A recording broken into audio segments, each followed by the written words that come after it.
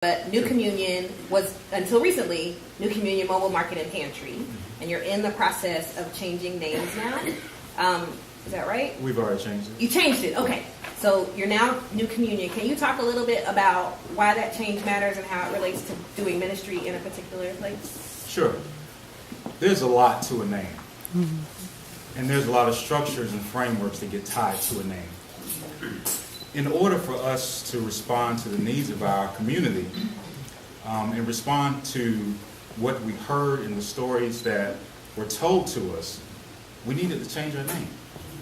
And what I mean by this is we had, around the Easter holidays, we had a lot of youth that would come up to us in stories that they never experienced an Easter egg hunt. So we thought about that thing. And we're like, okay, we're going to do it. We met with other partners who said, you can't do that. You're just a pantry. You're not supposed to do that. You're just a pantry. So we said, we are going to do it, and we're not just a pantry.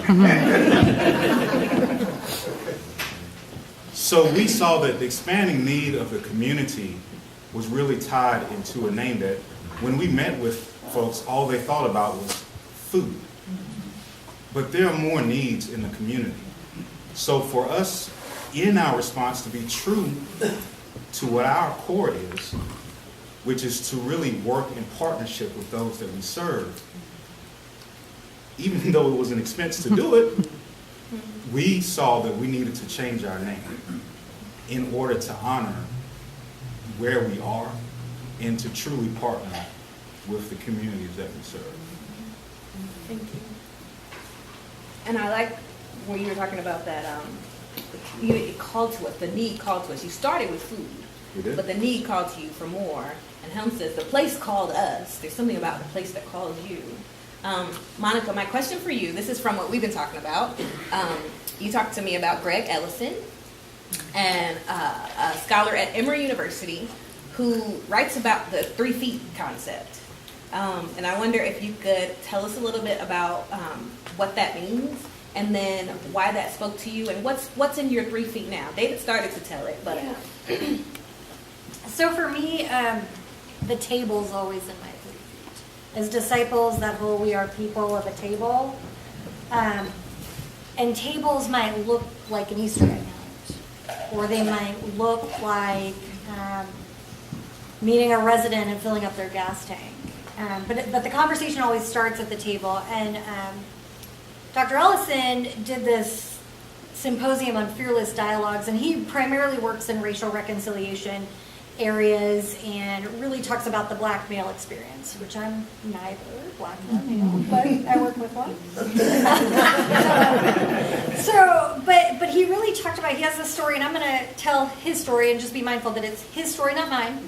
But he talks about being 11 years old and coming home after church and hearing about these wars, and a little boy had gotten shot and all this awful, awful stuff. And he came home and he said, Grandma, I want to change the world. How do I change the world?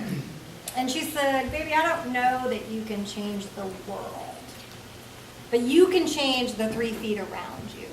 And then those people can change their 3 feet, and those people can change their 3 feet. And then eventually the world is changed. But it's not that you set out to change the world. And I come from churches, and I've spent my whole life in church, and we go to different places, and we do these mission trips in far off lands, and we think that we can help, and we can save, and we can do, and we know better. And most of the time, we can't, and we don't, and we have no idea. And I feel like the table and the experiences of my neighbor is rich with both problems and people that already have better solutions than I can come with.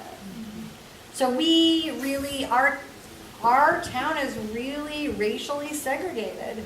The churches are racially segregated. The schools are racially segregated.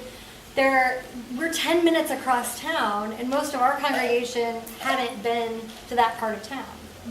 It's like really going to a different world. So we have an IKEA tape measure on the back of our van and a phrase that says, what does your 3 feet look like? Or ask us about our 3 feet. And our 3 feet sometimes is Charlotte, but most of the time it's 10 minutes across town. And I'm Yo-Yo, Miss Monica, and Pastor Harrison for the most part.